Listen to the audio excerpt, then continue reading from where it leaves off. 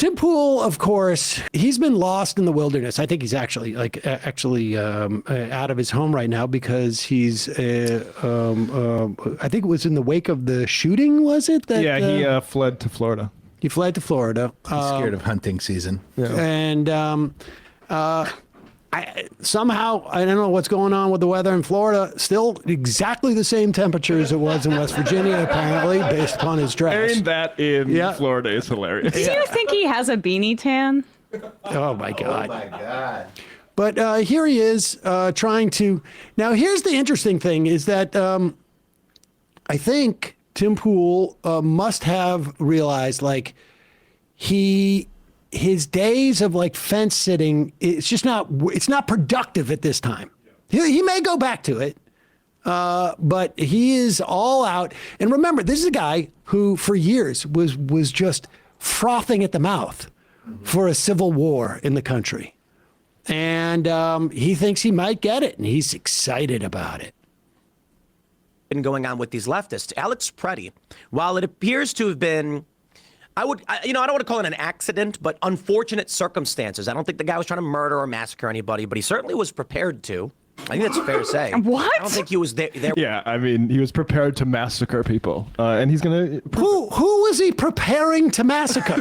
Who is it that he was preparing to massacre? Because if this guy was preparing to massacre, I mean, it's absurd. Anybody who's watched the video knows that this is just absolute bullshit. He's just talking to an audience that must not have seen anything.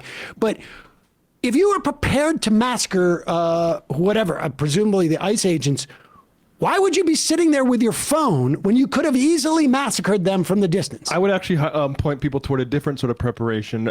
Prem Talker of Zateo is pointing out that it looked like Preddy had an altercation with border enforcement a few days prior to this. The question I have was that a targeted assassination? But let's get back to Tim Pool talking about him being prepared to massacre people as he stepped in as a woman was being pushed by these thugs.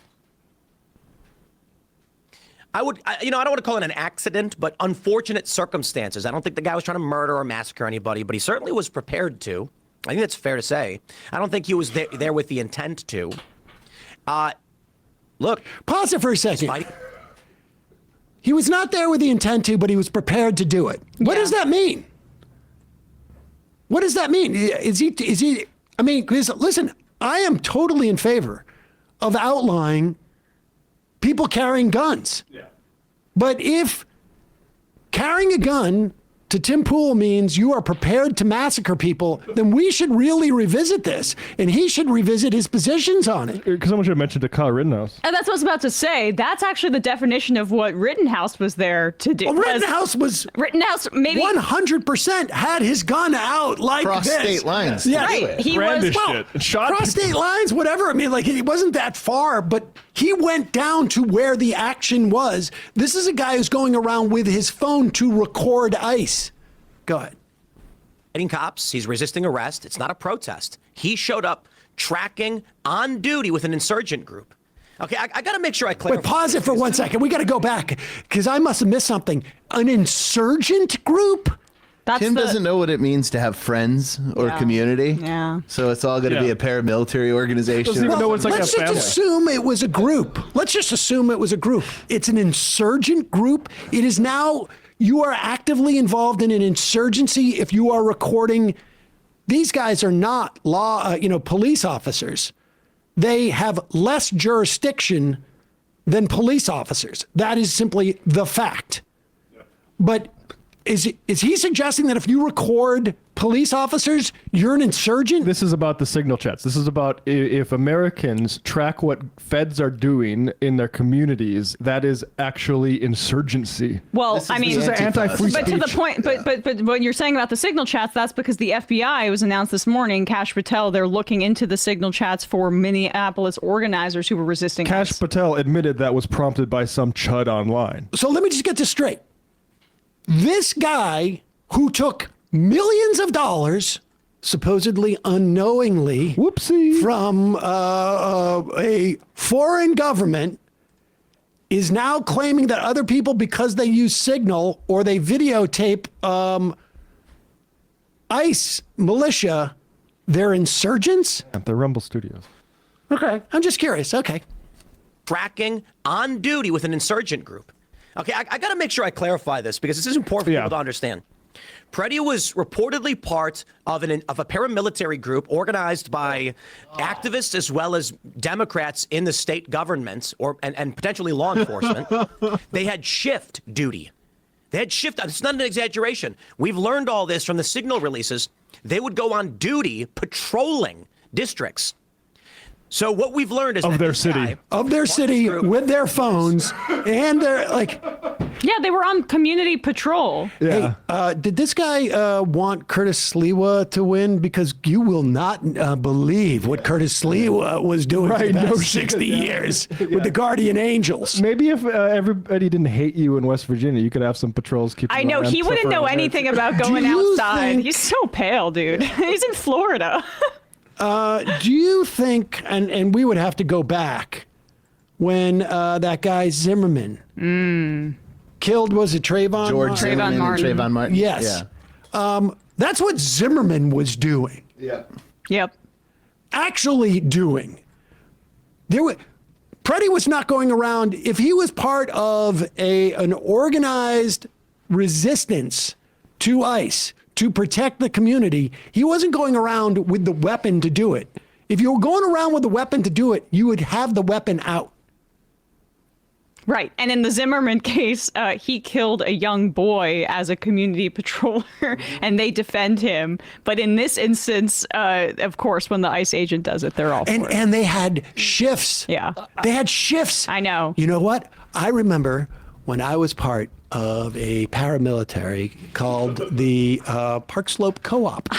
And I would have a shift where I would be working the register. It was organized. The tactical organization. Did you have a calendar to determine? Oh, you mean we had something from our CO who would send us what shift we were on.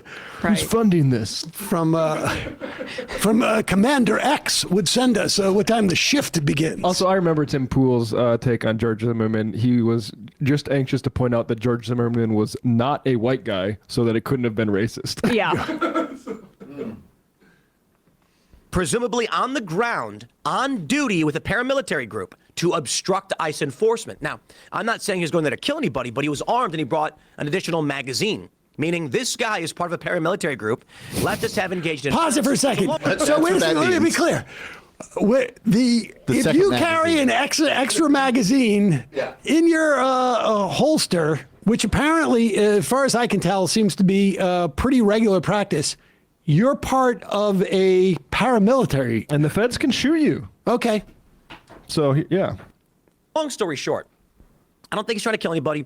I think he gets into a fight with ICE, which is his intention. He didn't. He got in the middle of a ICE fight with a fucking woman. And he was sprayed in the face before he even turned towards them. to do.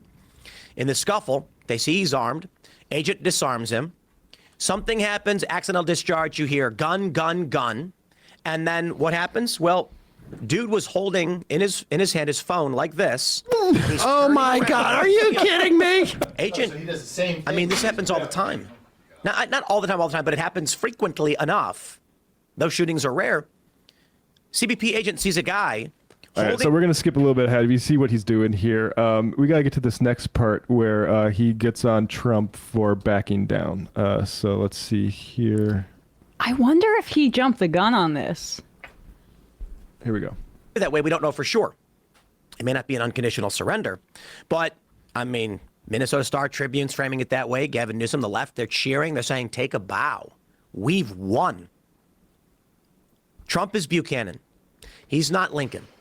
You know, in the past, people have said, is Trump maybe an Abraham Lincoln? I've said something. Is Trump Yeah, morons have Trump said that. said it. Yeah. I'm like Abraham Lincoln. Now Tim Pool can go forward with validation. Let's only hope. Trump is Buchanan. He's not Lincoln. You know, in the past, people have said, is Trump maybe an Abraham Lincoln? I've said something like, this Trump's compared himself to Lincoln. Yeah, spare me. You are Buchanan, bro. Donald Trump. Brutal roast. Yeah. He's capitulating. He's backing down. He's negotiating. He's equivocating. And that's more Buchanan than anything. You know why? Because when Lincoln got in, Lincoln put the boot down, sent in the troops, kicked off a civil war. And Kicked off a civil war? As to who started. Yeah, so this is the thing that caught my attention. What, Tim? Lincoln got in and put the boot down? Da boot. The fuck are you talking about? Lincoln He got put in. da boot down. Lincoln entered, and there's some like mythology to this, but Lincoln entered Washington D.C. Under cover of night, under Pinkertons, Yep. because the South freaked out to him winning the election so much that they basically seceded immediately. He thought he was going to get assassinated in the middle of his inauguration speech. Lincoln's putting the boot down was saying, we're going to continue stalking the forts that are American governments. And then a shot rang out because the South wasn't going to tolerate that. Like, I mean, but isn't this kind of just lost cause stuff, right? It's Yes, he's a really, Klansman. really Klansman stuff because all history shows that Lincoln did everything he could basically to keep the Union together. That was kind of what people know his him hand for. was forced. He's like, Yes, this is a yes. reluctant revolutionary. He was right. He was more moderate Compared than the to, like, Fremont, abolitionists, yeah. right? And it is true that Trump is Buchanan in the sense that Buchanan was pro states' rights and slavery. Than anything. You know why? Because what we are seeing with his presidency, he's capitulating, he's backing down, he's negotiating, he's equivocating, and that's more Buchanan than anything. You know why? Because when Lincoln got in, Lincoln put the boot down, sent in the troops, kicked off a civil war. And I know it's going to be disputed as to who started or whatever happened. The Only state by idiots. seceded- Oh, yeah, okay. I know there's no documentation on that. Listen, Nothing you I can- just said he kicked off. In other words, started the war. But I know there's going to be some controversy about who started the war. You have arguments about history and stuff like that. But I'm not talking about that because someone said the word Buchanan to me the other day, and so that's what I'm going with. And then it's this whole habeas corpus thing, because that's the one thing he respects about Lincoln. Do you think that like all of the armed security guards he has because he's so afraid take shifts? Ooh. It's a question. Paramilitary. Let's go into like where he becomes sort of like self-conscious and realizes like, oh, I really do sound like a fascist bootlicker. How am I going to get out of this? And he is sort of like taking he's decided to sort of like, instead of like do the halvesies thing, I'm going to double down on it. Here he is here he is trying to explain, like, if you suck your own fascist boots, are you really sucking fascist boots? Simply, first of all, when these people come out and go, Tim's a bootlicker for defending us, I'm like, no, you misunderstand. It's my boots. It's mine. I voted for them. I'm wearing the boot. I'm stomping on the ground. I ain't licking anybody. I'm clapping for these people that I said, please go out and enforce the law. And anybody else who's cheering for it, who voted for it too, we're all wearing the boots. You're the one crying. You're the one saying, you're coming. Simply, first of all. Okay, now, even like, I understand what he's trying to say here, but he is admitting he's licking the boots. The only debate as to whether those are fascist boots or not. That's all. Yeah. That's it. He is admitting he is full in on the idea of ICE being able to bust down your door without a warrant, feds coming in, busting down your door without a warrant, shooting people essentially without any recourse or accountability. Staking out schools and courthouses. Basically, the door is open, according to him. And if it's President AOC and we have federal people coming in, busting into his studio, there's still going to be boots. It's just that he won't be licking those boots. I mean, taking money from an enemy of the government like Russia? Whose boots do you think bootlickers are licking? No, it's not the act of licking It boots. is calling somebody a fascist bootlicker is calling them a fascist. Yeah. Mm-hmm. Bragging that you're a fascist. Right. and therefore I'm not bootlicking. You're just not in This power. guy's mind is so feeble that he thinks the insult is that you are in some way subservient to the fascists, as opposed to you're a fascist. You are, without a doubt, serving the fascist cause. Right. He thinks the issue is like, it's embarrassing to be seen as licking the boots, so I'm going to say it's my boots. Dude, that's what we're saying. You're a fascist. You're supporting fascists. Yeah, and also you're not exactly signing up to join ICE. In fact, you fled to Florida. I would also say, Go to yeah, deer season. nobody's under your boot. You're just sitting in a studio like everybody else on the web. Over You're at just Rumble. sitting in a studio. I mean, granted, you're running from your home. But that's all you're doing. You're not stomping anybody. If you want to, they will sign you up.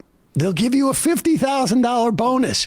You can put on one of those big vests and be a real tough guy. I just have to register. We immediately started joking about Tim Pool swallowing his own boot and then filleting himself and saying, "I'm sucking my own dick." And Brandy Jensen came to that Yes, we exact did. same. It's too bad. We came to did- that we did have exact this same discussion tweet before with the this, show. Brandy Jensen tweet. Put this up. The text. I'm not sucking Trump's dick. It's my dick. I'm sucking my own dick. I'm wearing the boot. I'm wearing the beanie. His bobblehead Buchanan doll next to him. Exactly. All right, folks. A couple IMs, then we'll get out of here. Intended to take phone calls today. Of course, that did not work out. I'm on the island. I'm on the flight logs. Carl Bark, Sam went all in the button-up and cardigan, and now has a matching pair for each day of the week. I think it's the same one, right? well, all right. Two of them. I have a cardigan, but I have different shirts. Yeah. I just, Good job, How buddy. often do I wear a cardigan on air? Very rarely. People don't realize this is like the coldest week in a while. It's in New so York. cold out, and it's cold in here. And I don't know, maybe I'll have to wear a pullover, like fully commit tomorrow. But I feel too constrained. So if I have a cardigan, I feel like I can take that off. But I don't have multiple cardigans. You don't do it. Although I may have one more cardigan. That cardigan's good for if you want to make a pitch like Mr. Rogers. Hey, folks, won't you be a member?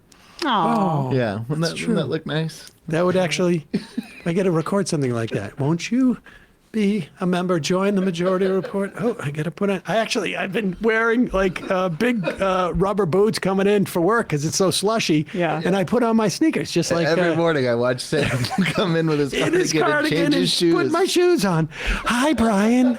How are you today? Why, you're looking so happy and awake this morning. I've been having some self-esteem issues. Well. Yeah. That sounds like a lovely, lovely work environment. Makes me want to puke. Well, hello, Brian.